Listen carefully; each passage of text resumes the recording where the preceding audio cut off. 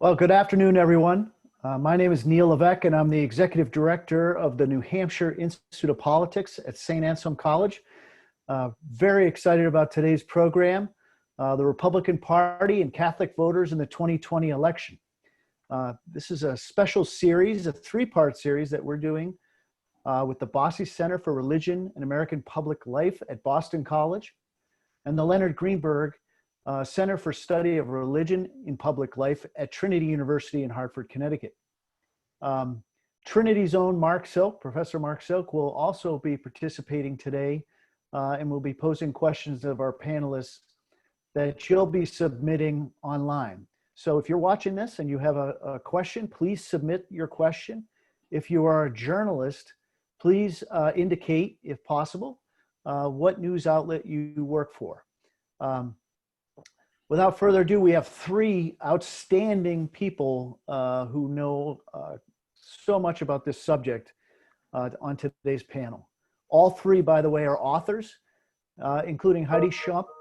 She is the executive editor of the National Catholic Reporter. She has 3 decades of experience covering this type of subject and religion in general in all different avenues. We have Mark Rozell. He is the founding dean of the Scholar Center, or Scholar School, I think I mispronounced that, of Policy and Government at George Mason University. And Dr. Rozell is also the author of 9 books. And we have Governor John H Sununu. Governor Sununu is the former White House Chief of Staff and, of course, the former governor of New Hampshire with extensive experience in national elective politics. So I want to welcome you all today, and I want to just ask each one of you to sort of just briefly touch upon the subject at hand with some opening sentence, starting possibly with you, Heidi. Well, thank you so much for having me, and I'm very excited to be part of this series and of today's event. There's a whole lot of interest, of course, in the quote-unquote Catholic vote, which is not monolithic, but still extremely important, especially in presidential elections.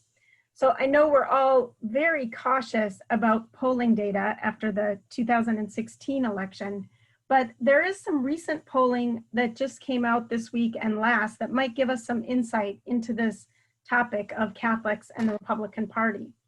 So just yesterday, EWTN News and Real Clear Opinion released a poll that, buried in some of their other things they were highlighting, had a pretty startling statistic. It showed that Catholics polled preferred Biden to Trump by a margin of 12 points. So of course, Biden is leading Trump more generally by about 7 points. So this poll makes quite a bit of noise about the frequency of mass attendance, showing that those who do attend mass at least once a week or more frequently, even daily, do prefer Trump. So again, we can debate about the adequacy of mass attendance as an indicator of Catholicity during a pandemic when most of us are not able to go to mass. But what I think is notable from this and other polls is that there is a difference when it comes to race. So when you're looking at Catholic voters, Trump does lead among Catholic voters, according to this EWTN poll, by about 5%. Now, Hispanic Catholics favor Biden by a much larger margin, 63% to 31%. And that holds true even for frequent mass attendees. Some similar data from Pew Research Center last week confirms those numbers, that Hispanic Catholics support Biden. The Pew numbers were even higher with 65%. But also white Catholics were showing that they preferred Trump, 19 points higher, according to the Pew Research Center. So I think this is very interesting data and likely not good news for the Republican Party, but we have to remember that national polls don't take into account that we have an electoral college and the importance of swing states. After all, our current resident in the White House did not win the popular vote. And I'd love to talk a little more later about swing states and what Catholics are doing individually in some of those states, but maybe I'll be quiet, and I want to hear from some of our other panelists as well. Professor Rozell, would you like to have Yeah, some comments. thank you, Neil. Thank you for inviting me. I'm delighted to participate in this panel. Well, the question of the Catholic vote has always been a really complicated one in American electoral politics. And the title of a recent article in the National Catholic Reporter, I think, summarizes it very well. The Catholic vote will decide who wins, even if it does not exist. So I thought that was a rather clever title, but making the point that, as Heidi was saying, the Catholic vote is not monolithic, so we can't talk about a quote unquote Catholic vote as a single thing that moves in one direction entirely or the other.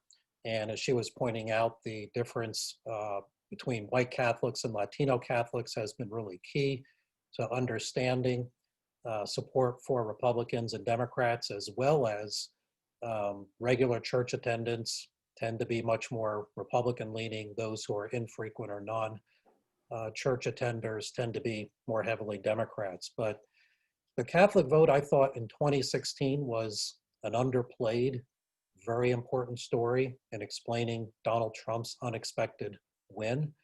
He picked up those 3 Great Lakes states that no one had expected him to win, states that have substantial Catholic populations. He won those 3 states, Wisconsin, Pennsylvania, and Michigan, combined by merely 107,000 votes. And with heavy concentrations of Catholic voters in those states, and the fact that Trump, according to the exit polls, won a majority of the Catholic vote, even though Hillary Clinton had won a majority of the national popular vote, makes it clear that the Catholic vote was a very important factor in the 2016 election. I believe that there was a lot of effort on the part of the Trump campaign to do direct outreach to Catholic voters. That was very important to the president making a breakthrough there. And we can talk about that a little bit more, whether the Clinton campaign, for example, lost an opportunity by not doing so substantial outreach in that election cycle targeted to Catholic voters. And of course, in this election cycle, there's a very conscious effort on the part of both campaigns to reach out to Catholic voters. But the question is whether the Democratic campaign has really picked up the lesson from 2016 and can play catch up, in effect, in doing the kind of outreach that, and even more, than the Trump campaign is doing right now. Thank you, Mark. Governor Sununu? Let me, first of all, thank you for letting me participate in this. I'm going to make 2 statements that seem to be contradictory, and then I'll try and explain why they're not. The first one is the Catholic vote as a Catholic vote is a very small vote. But secondly, the Catholic vote is the swing vote that quite often decides not only national elections, but state elections. And to really understand how that gets rationalized, you have to look at the history of the Catholic vote. You go back to, it became a prominent factor for study.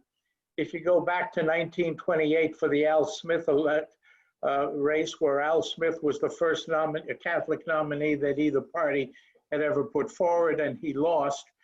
But his Catholic vote was represented primarily on the East Coast in the port cities of New York and Boston and Baltimore, and then what flowed out from there as the European Catholics and the Irish Catholics and the Italian Catholics moved into the United States.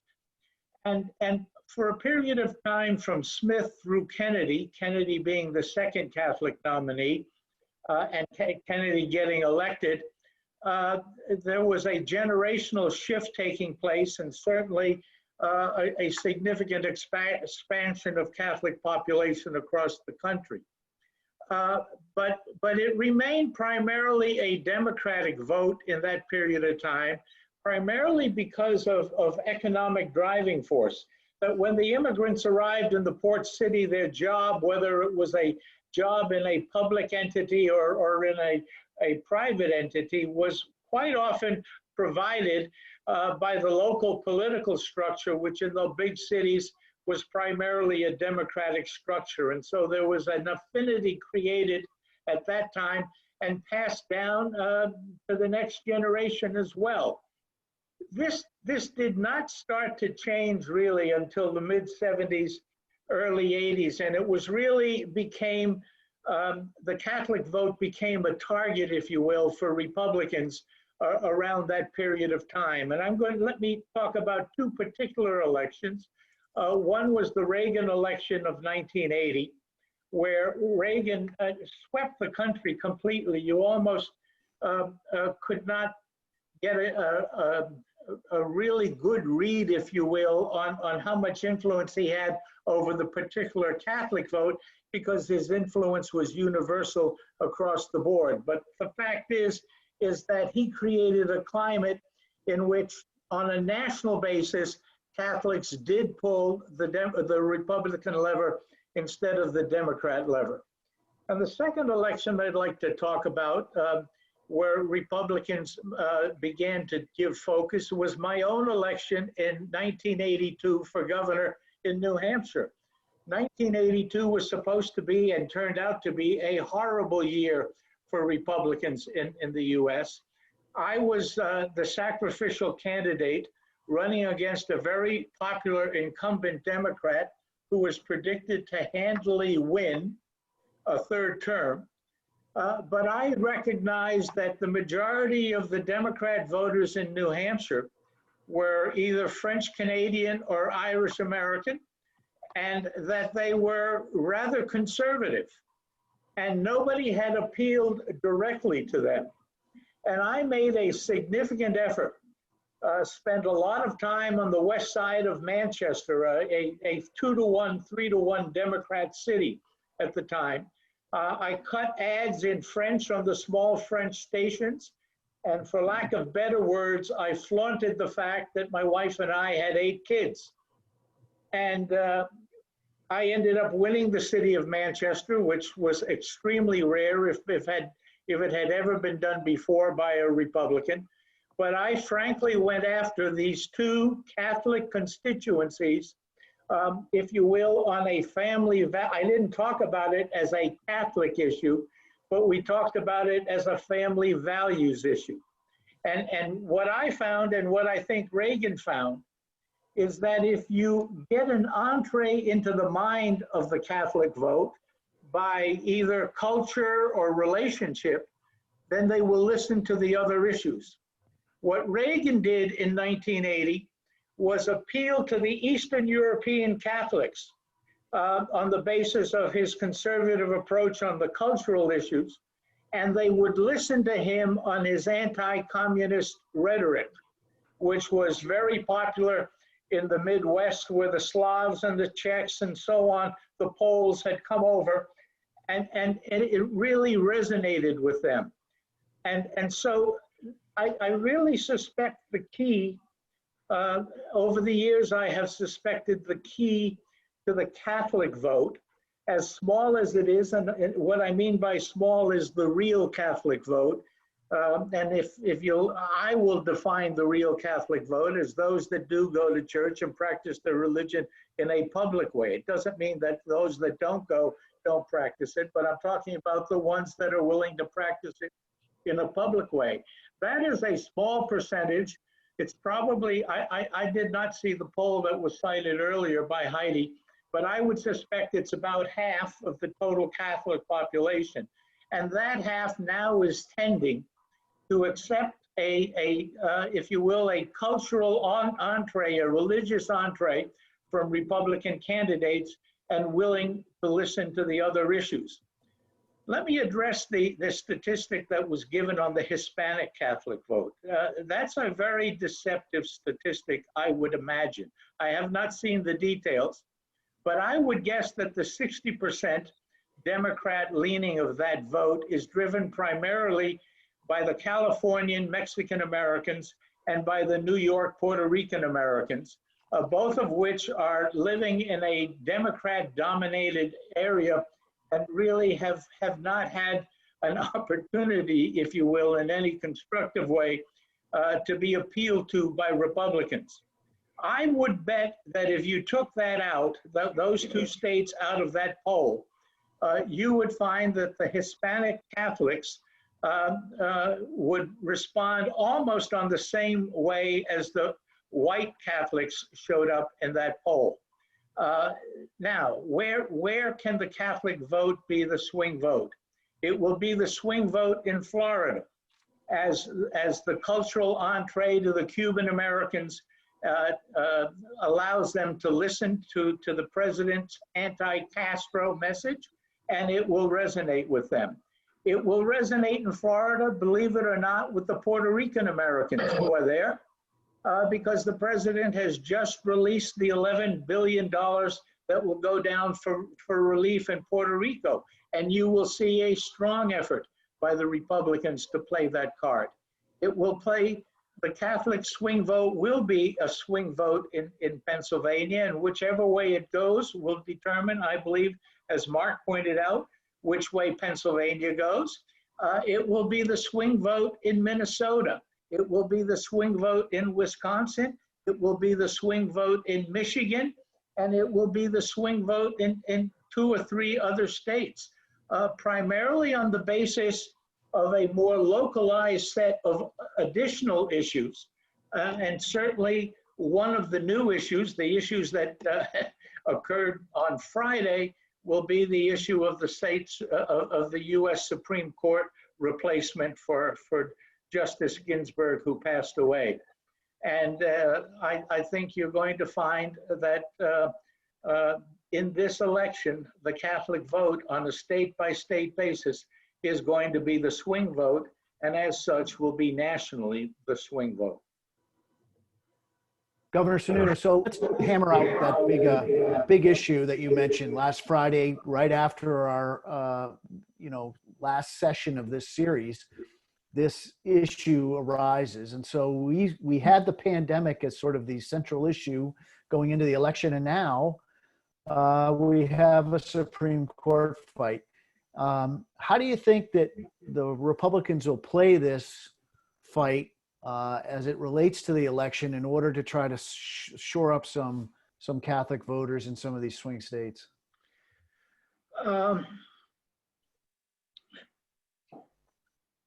Let me give again some context to this, because again, history on these on issues that relate even to this subset issue is important. As the Catholic vote began to be a target for Republicans in the 80s, the liberals involved in the Democratic Party, and frankly, the liberals involved in the Conference of Bishops, began to get nervous. And what they developed was an art form of equivalency. And I ran into it as governor with the Bishop of Manchester. When after I got elected, I went in to talk to him. He frankly had, in my opinion, worked very hard for my opponent, who was a big pro-choice liberal Democrat. When I sat down to talk to him about the difference between our positions, naturally my strong pro-life position came up. Hugh Gallen's strong pro-choice position came up, and I asked the bishop about it, and he said, well, you know, you're in favor of the death penalty, and Hugh Gallen is not. And I said that nobody has been executed in New Hampshire in 35 years. This is not an issue in this state. How can you make that an issue in your mind in choosing in the governor's race? He says, well, I find the difference is an equivalent difference that balances out. And that's what the liberal side of the Conference of Bishops has done over the years with a variety of issues. Why do I bring that up? Because what we are going to see in this battle for a Supreme Court justice is a lot of rationalization by I think there's 20 Catholics in the Senate. I'm not sure, but I think there's 20, maybe 22. You're going to see a lot of rationalization by the Democrat Catholics in the Senate on the basis of whatever they will create in their mind as an equivalency to attack what I think will be a Catholic woman nominated by Donald Trump. I think the two leading candidates are Amy Coney Barrett and Barbara Lagoa. I think my personal guess is that it would be one of those, and how the liberal Catholics in the Senate handle this nomination process is going to be extremely interesting, and I think has the possibility, I think the directness of whatever they do has a possibility of being even more important than the decision that's made. So following up on that, Heidi, as you're doing reporting and reporters are coming into the paper, are you seeing also where Catholic voters are sort of tuned into the Supreme Court in a certain way, the Supreme Court nomination? Do you think that this is a definite issue that's going to split, let's say, traditional voters from Catholic voters? Well, yeah, I'd like to respond to a few things the governor said. So you could hardly accuse the bishops' conference these days of not focusing enough on abortion. Although just before we gathered here, I did see a statement come out with the bishops calling attention to the executions happening this week, bookending the award being given to Attorney General Bill Barr tomorrow at the National Catholic Prayer Breakfast, where he's being honored for his Catholicism, even though on this issue he is not following church teaching in the Institute. On the contrary, he is. Church teaching has always accepted just executions. Excuse me. So what I'm trying to say is that while those two things may not be equivalent in terms, especially in your race back when there was no death penalty, I think at the national level, when we're looking at the presidential election, that a lot of Catholic voters are looking at what they would consider other important life and death issues, including the handling of the coronavirus pandemic, the economic issues, immigration, the treating of families and other people at the border. So a number of these other issues are coming up. What happens is that abortion gets tagged as sort of the most important issue to Catholic voters. And for some it is. And I think for Trump's base and for the Republican Party's base, both Catholic and otherwise, abortion and ending abortion through making it illegal or overturning Roe versus Wade is very important. The common wisdom is that any focus on the Supreme Court will help a conservative candidate, and that may be true. I think it's too early to tell in answer to your question, Neil, but I do think the fundraising that the Democrats have done since the death of Ruth Bader Ginsburg indicates it might be equaling out this time. I do think it's interesting, again, that these polls consistently show that abortion is not named as the most important issue by Catholic voters. So this Pew poll that I was just mentioning, they asked what's very important for their vote. Higher than average, 38% of white Catholics, 39% of Hispanic Catholics. EWTN, abortion, and even religious liberty did not make the top 10 most important issues. The top issues, the top two issues in both polls are the economy and healthcare. And I think I'll repeat what my colleague, Michael Sean Winters, often says, though, that abortion is a totem, he calls it. It kind of represents a host of other beliefs, these culture issues the governor was talking about that Republicans have been very good at using to appeal directly to Catholic and other religious voters. And it kind of says, you know, we're with you on, you're like me, and so you can vote for me. Now that works on the other side for liberals and Dems too, though. Yeah. Excellent. Neil, can I jump in here? Because I was just going to mention that. Absolutely. Yeah, I was looking at that EWTN poll earlier today. I just want to caution that I think the Catholic vote probably is a bit closer than that poll is suggesting. So they polled a sample that said a majority voted for Hillary Clinton. So they slightly oversampled Democrats. Donald Trump won the overall Catholic vote according to the exit polls that were done in the election, 52 to 45. And this poll had pretty much the opposite percentages. So I think it's probably a little bit closer than that. And the other thing too is the question of who votes.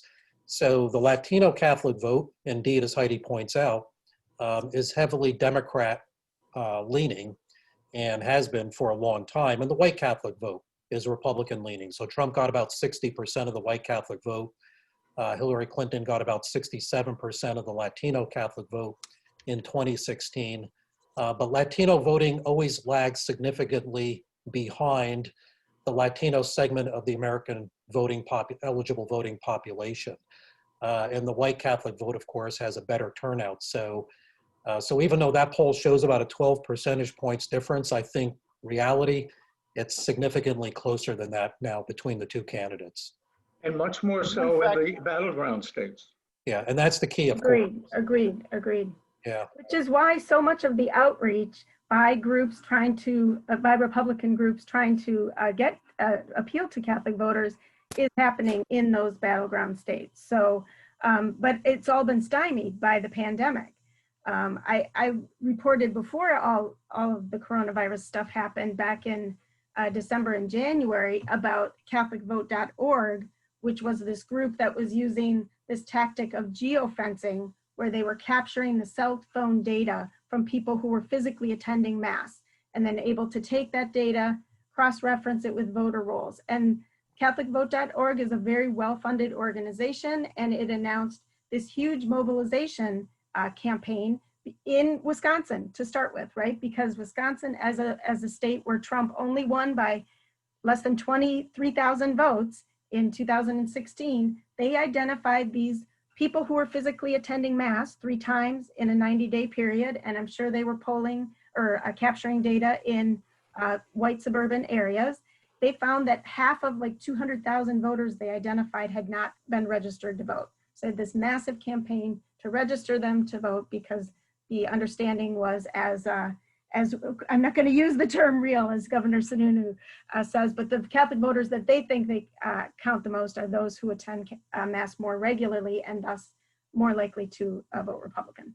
And that gets to an interesting thread that Catholic priests traditionally do not stand up at the altar and start telling their parishioners who they should vote for. And how does that show up in some of your religious reporting, where, say, evangelical masses would do that type of, would be their parishes will directly sort of tell them who they should vote for, and that is much more of a almost shyness that the Catholic Church has. And when one priest or one bishop sort of steps out of that mold, they get kind of brought back in. Tell us about some of the reporting you've done on that. Asking me? Well, I guess what we're just seeing all over this year in this campaign is just a lot more appeal to religious voters. So it's not just the Republicans who have figured out that appealing to moderate suburban women who might be practicing their religion, Catholic or otherwise, would be very smart in terms of when the election is so close. And I challenged that exit poll data that showed that Trump got the Catholic vote, but more accurate data later showed that Hillary did, but very, very slim margin. So, and for all intents and purposes, it's half and half. I think a lot of the speakers at the Republican convention were addressing Biden's Catholicism and the issues that were meant to be appealing to Catholics. So you had Sister Dee Dee Byrne, who was calling Trump the most pro-life president the nation has ever had. You had former Notre Dame football coach saying Joe Biden is Catholic in name only, from which the president of Notre Dame then sort of distanced himself. But so then immediately following the conventions, we did start seeing a number of clergy and even bishops speaking out about the presidential candidates in a way that we hadn't seen before. Most famously, there was this priest from La Crosse, Wisconsin, again, note that swing state, where he did a viral video that, in addition to a number of anti-immigrant remarks and other homophobic things, said you can't be a Catholic and a Democrat.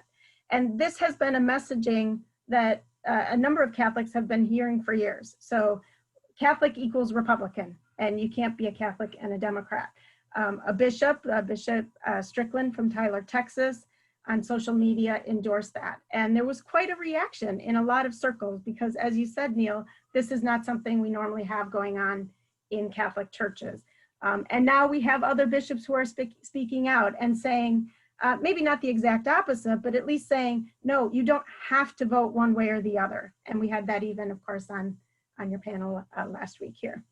Yeah. This is excellent. Neil, let Yes, me Governor. just go back to this battle that's going to take place over the Supreme Court nominees. If it is one of those two Catholic judges, that will make the Catholic vote a more examined vote as we go through this process. And it will come not on the Catholic issues, but on the issue of how people will be treating religion as a whole. I think if they really attack Amy Coney Barrett again on her Catholicism, if she is the nomination, you will see her defended by people across the board in different religions, because they will feel that she is entitled to be strong on her religion. If they go after Judge Lagoa, if they slip at all and allow the Republicans to accuse them of being, if you will, racist because she's a Cuban American, that issue will be driven hard. So the way the Democrats will go after these two for their strong conservative credentials is going to be a very difficult task. And it will be an art form that we have to wait to see if they can handle. Excellent. So I want to turn now to Professor Mark Silk of Trinity College, who has many of our audience questions. You're muted. I'm muting myself. Thanks very much, Neil. Delighted to be here. I'm going to take question manager's privilege and direct questions at particular panelists. It doesn't prevent anybody else from jumping in, and begin with a question for Heidi. And this continues the Supreme Court discussion. And it is it permissible for a senator to raise the question of a person's religion, in this case, a nominee to the Supreme Court if they're a Catholic integralist?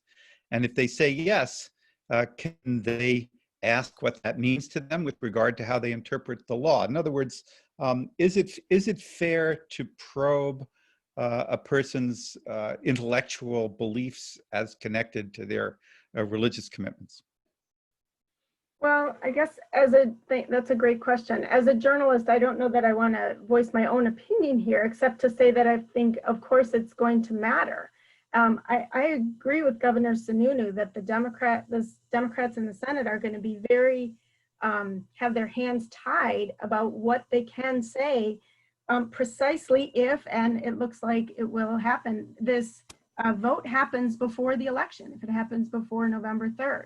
So any sort of questioning that appears, like he said, to be questioning their ability to practice their faith, or would be any reference to someone's background, if it's their ethnicity as well as their faith, could be very negatively perceived, as we saw with the Dianne Feinstein question of, the dogma lives loudly in you, or whatever she said. I'm not quoting exactly.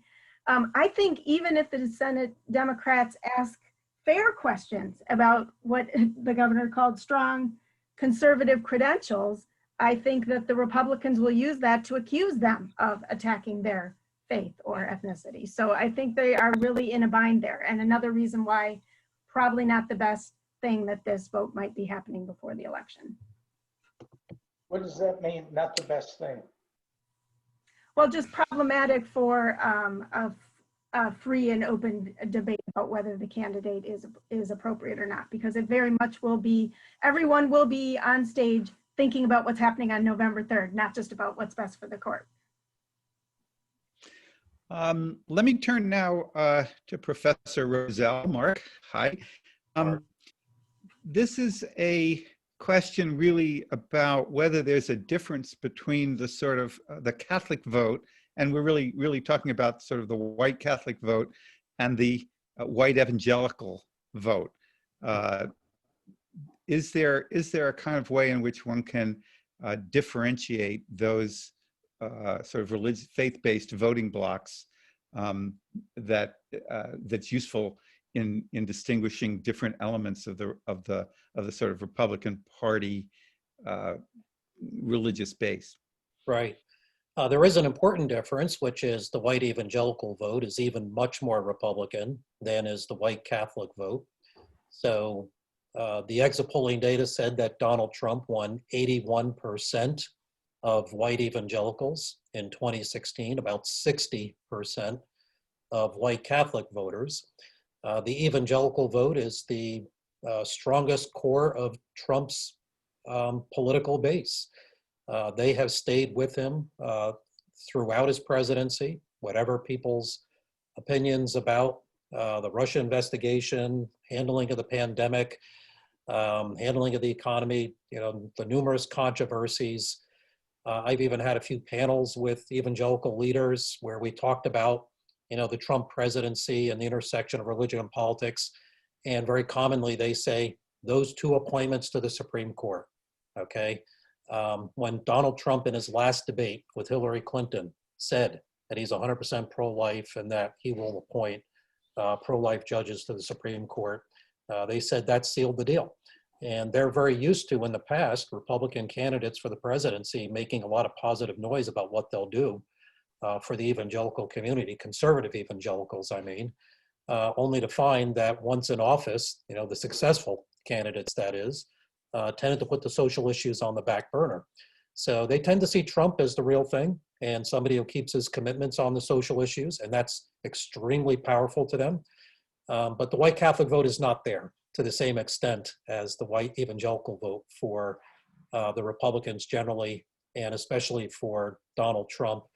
And the data that Heidi is mentioning suggests that there's been some significant drop-off in support among white Catholics for Trump, whereas the data show that there has not been a similar significant drop-off in white evangelical support for this president. True, and if I could just add that the Pew study also asked people the question in a way like, are you voting for Donald Trump or against Biden? And conversely, are you voting for Biden or against Donald Trump? And white evangelicals, almost twice as many said they were voting for Donald Trump as white Catholics. So that resonates with what you said, Mark. I'd like to turn to Governor Sununu now. There have been a number of questions sort of focusing on sort of, or asking for discussion of other issues that are of concern or could be considered as being of concern to Catholics, including immigration, concern for the poor, the sort of others, the social justice issues, if you will. And I wonder, Governor, if you think that the Trump White House's, the Trump administration's position on those have driven some Catholics away. I don't have any data, but I suspect no more than they've driven any other part of the country away. On the immigration issue, I find it interesting that anytime I sit down to discuss the immigration issue with any members of the clergy, and I raise the point that open borders are really an incentive for trafficking of women and children and drug flow, they acknowledge it. And when I say, well, how can you support something that promotes such an evil thing, they like to change the subject and move on. Immigration is another one of those equivalencing issues that the liberal hierarchy of the church has brought in to try and balance out against the life issue. And frankly, I don't think it has any special appeal to Catholic voters. I think it has the same appeal to Catholic voters or non-appeal to Catholic voters as it does to other voters. I think the same thing. Now they're finding that that immigration issue isn't biting as hard as they had hoped. I've always said that the minute the Hispanic vote goes 51% Republicans, the Democrats will stop asking for open borders. And I think you're beginning to see a lot of that, because with the outreach that Trump has done to the Hispanic community, you're beginning to see a huge chunk of the Hispanic community who are driven by an entrepreneurial spirit begin to question their historic commitment to the Democrat Party. And I really do think this is a continuing trend. It will continue beyond Trump. And I think if there's any bad news at all for the Democrat Party in terms of, quote, Catholic voters, it is that the Hispanic Catholic voters will begin to turn Republican. And the immigration issue may be one of the reasons they do it. Because if you poll Hispanic voters outside of California and New York, almost half of them are opposed to open borders. Perhaps we could get a little clarification on the Catholic position on the death penalty at the moment. That's been raised in the questions. Heidi, you want to address that? Please, and I don't have my catechism in front of me, except to say that, yes, it's true that Catholic teaching does allow for the death penalty in rare instances. And I think a number of theologians and canonists would say that we're not in that situation here when life without parole is an option. I was looking through some back issues and seeing about 5 years ago that 4 different Catholic publications, including NCR, but also the more conservative National Catholic Register, which we're often confused with the other NCR, or they consider us the other NCR, we came together and did a editorial about the death penalty because there was unanimity among us about the need to be moving away from that. So it is stronger than it used to be in the catechism as well, and that there are rare instances where it may be necessary, but we're not in that situation in the US here.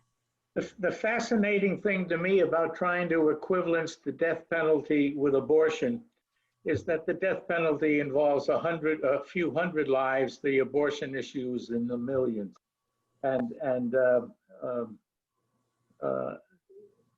It just boggles my mind that Catholic bishops can use that to argue that there is no difference. Yes, and you will see conservative Catholics also point out about the innocence or guilt of lives involved there. Of course, that is not Catholic teaching because we see all life as valuable.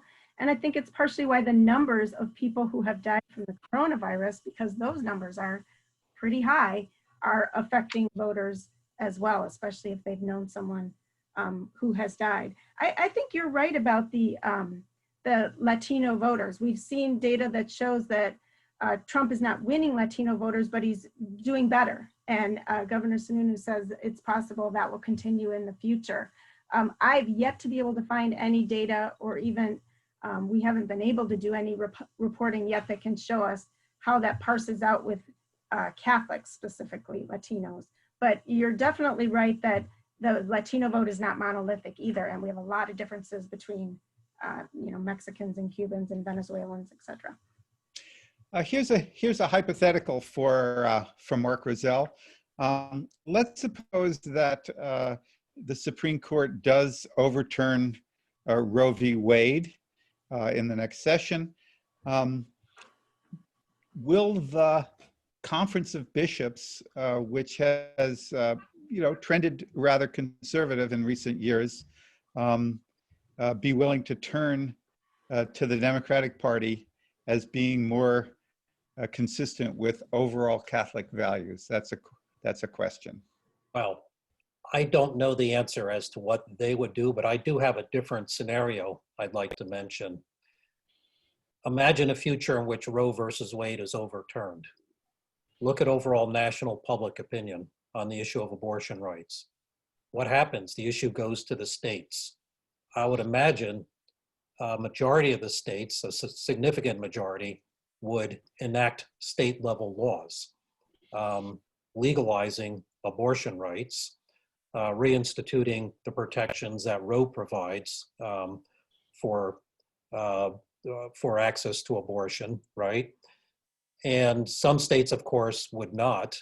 But I think that would be that would end up being a politically terrible moment for the Republicans, that the national debate would become so overheated on this issue, and that campaigns would be made in parts of the country primarily about that issue, that I think ultimately would backfire on the Republicans. I know the governor's going to disagree with me maybe here, and I'd love No, the no, I'm not. I'm going to actually agree with you. a danger to the Republicans. I'm going to agree with you. Yeah. I don't think Roe v. Wade will be overturned. Yeah, I don't I think what will happen is bright lines may be drawn. Last trimester or something like that, heartbeat. There will be bright lines drawn that will allow the states to do things, but do things within a domain that I don't think would be as inflammatory as would occur under the scenario that you would describe if it were completely eliminated. Yeah. Let me turn back to the governor. This is a question from Andrew Sylvia of the Manchester Ink Link, which I take to be a journalistic enterprise. The Manchester what? Ink Link. Okay. And he notes, your reference to the history of the Catholic vote in New Hampshire and in states like Pennsylvania. What do you think will be the importance of the Catholic vote specifically in New Hampshire in this cycle, this coming election, both compared to other states and in terms of the result of the races in the Granite State?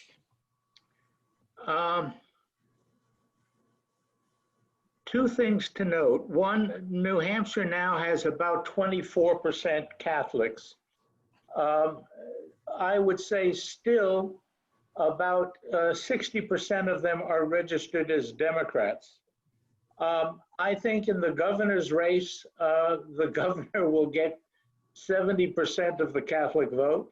And in the presidential race, Donald Trump will probably lose it 52-48, 53-47.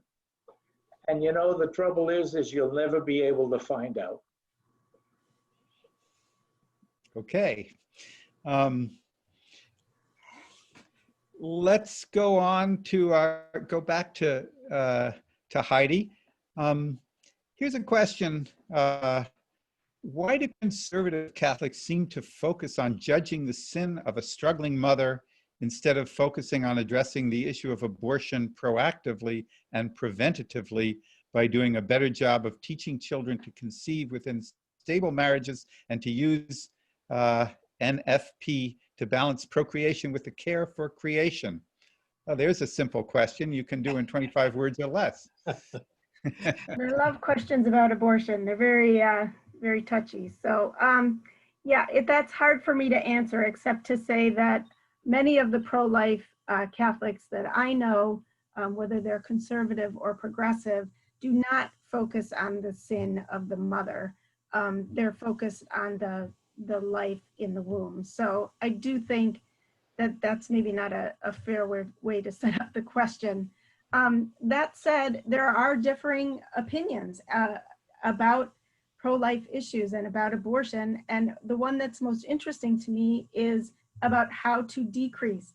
We've already acknowledged here that overturning Roe versus Wade, whatever its political ramifications for Republicans, does not make abortion go away. It goes back to the states where there will be other fights and it will still be legal in some places at least. So, there are pro-life Catholics who believe that there are other ways to decrease abortions, many of the things that were in that question in terms of providing a social safety net. Obviously, when the economy is doing well and lower income and middle income people are doing well, abortions go down as well. So all of these issues are interrelated. Why some people are single issue and want to oversimplify, I'm not sure, but I think it has something to do with that totem I was talking about before, that this sort of stands for something else, like we're all together, we're part of this, let's be honest, white, nostalgic, how things used to be. Let's preserve that culture. And I think that that's, you know, abortion kind of becomes it stands in for a lot of other things.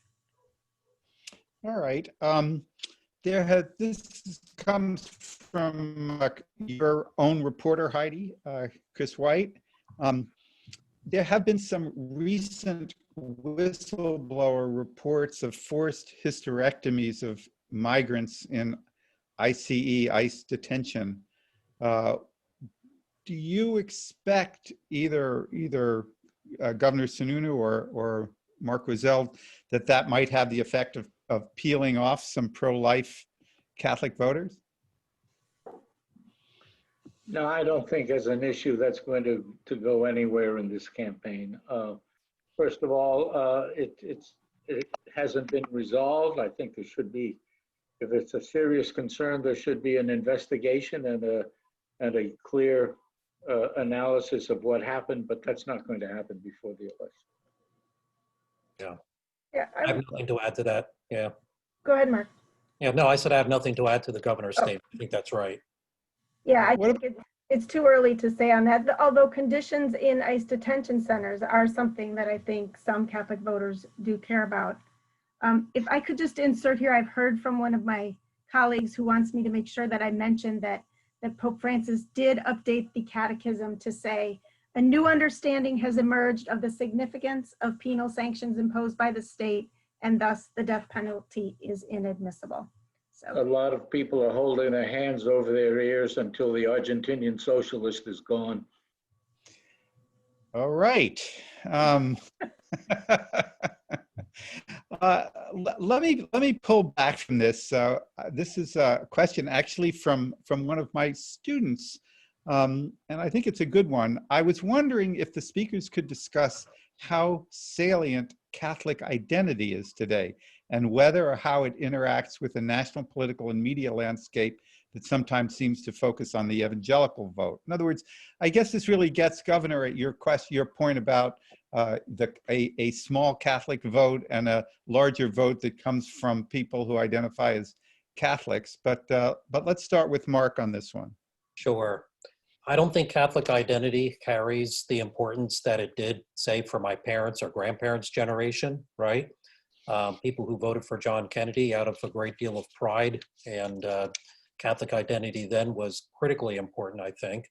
But think about, say, 2004, right? George W. Bush, a Methodist, won the Catholic vote significantly over former Catholic seminary student John Kerry.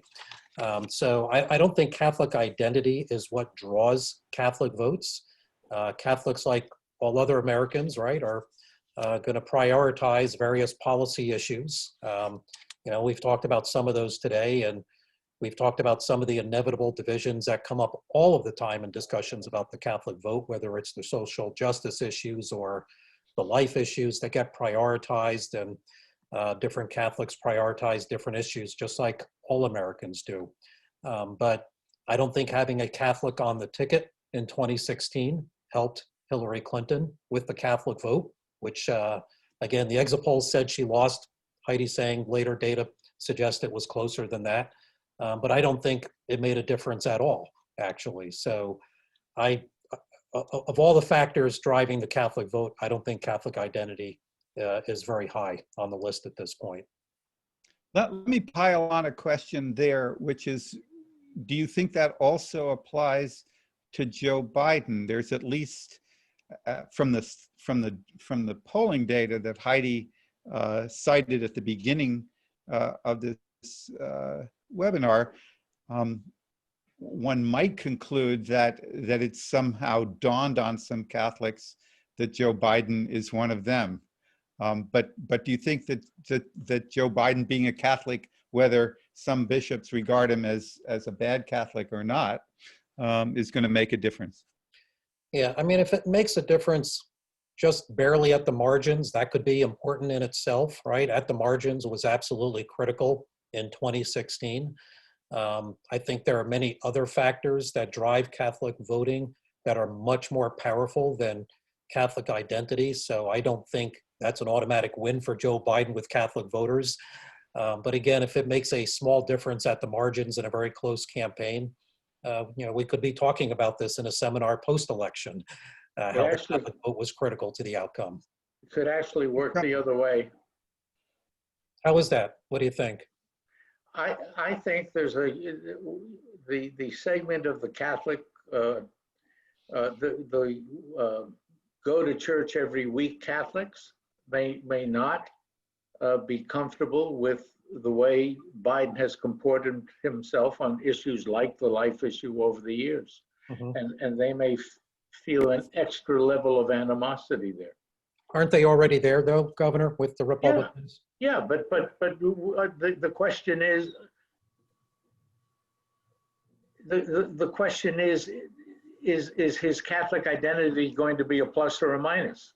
And what I'm saying, they are already there, and it may, when you add it all up, be net minus. Yeah, I think the outreach to Catholics, the different constituencies, Heidi was talking about this before, the intensified outreach by religiously motivated groups, right, to various voters is absolutely critical. I did a little book on the Catholic vote in the 2016 elections, and I talked to people in the religious conservative movement, tried to find people in the Hillary Clinton campaign who might have been a part of some Catholics for Clinton, organized effort. There wasn't really much there, but under the radar for most Americans, but I think was very important for engaging with some segments of the Catholic community that, you're talking about. The Trump campaign was doing a lot. Oh, yeah. And they're doing a lot now. And you do a web search right now, Catholics for Trump, a beautiful website shows, and there's Mary Madeline and Newt Gingrich and Mick Mulvaney, and there's Catholics on all different policy issues and all kinds of links to donate and get involved. Do a web search on Catholics for Biden, and the first thing that pops up directs you to the Biden for President website, the general website. So I think the Biden people are running a little bit behind on this in terms of the outreach that's absolutely critical to this Trump campaign. kept it up. Trump kept it up from day one. I mean, they never stopped. This has been going on since 15. Yep. Yeah, I will say that I think Biden is certainly doing a heck of a lot better than Hillary Clinton did in terms of outreach to religious voters and talking about his own religious or Catholic identity. Maybe the Democrats are learning from the Republicans like you, Governor, who realized how important the outreach was. I think the issue of Catholic identity is a very important one for whomever asked that question. And I think one thing to keep an eye on for the future is younger people who are Catholic or growing up Catholic. So we have this disaffiliation. The churches, if you only count the real Catholics, according to Governor Sununu, then we have an even smaller. Yeah, it's a serious problem. Look, but it's a serious problem for all religions, and in an odd way, I think it's a serious national issue beyond Catholicism. I think it's difficult to see a world without much grounding of a significant portion of our young people, whether it's Catholic, Jewish, Islamic, or whatever. I'm more worried about the overall loss of grounding than I am of the loss of grounding to Catholics in particular. Yeah, Let we're me, gonna agree on that because we all care about the church, of course. But for politicians, it means if you're reaching out only to those church Catholics in the future, that's might be a smaller group. Yeah. Governor, maybe I'll end with this question before kicking it over to Neil. A number of our questioners, I guess it's fair to say, took offense at your crack about Pope Francis. Do you want to say a little more about it? No, I really don't. I am very concerned about the church. There's been a number of articles that coincide with the concern that I have. I really do feel that the Pope has brought a perspective that is anti-capitalism, a perspective that is pro-socialism, a perspective that has been soft on our culture issues, a perspective that is in love with woke. And I feel as a Catholic who cares about my religion, that he is doing things. He tries to be subtle about it, but he is doing things that I think undermines where Catholicism was the day before he became Pope. And I don't think he's entitled in this period of time to change the tenets of Catholicism the way he's trying to do it. So I have no regrets. Okay. Can I just mention politically, Mark, remember the Pope got involved in the 2016 campaign when he made a critical comment about Donald Trump and said, Yes. you know, we should be building bridges instead of putting up walls. I think that backfired, actually.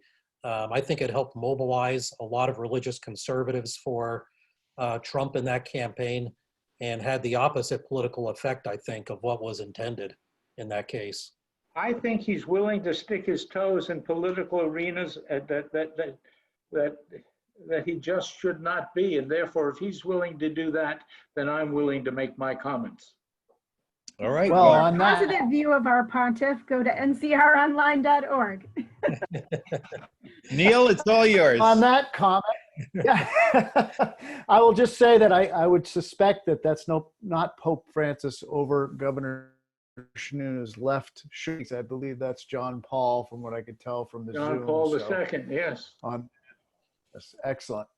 So I want to thank everyone for being on today. This has been a wonderful panel. We have a great partnership with Boston College and Trinity College, and our three panelists are just the knowledge that they provided us during this hour was just fantastic, and hope to do it again. Remember, we have one more left in our series, so if you're watching today, sign up for next week.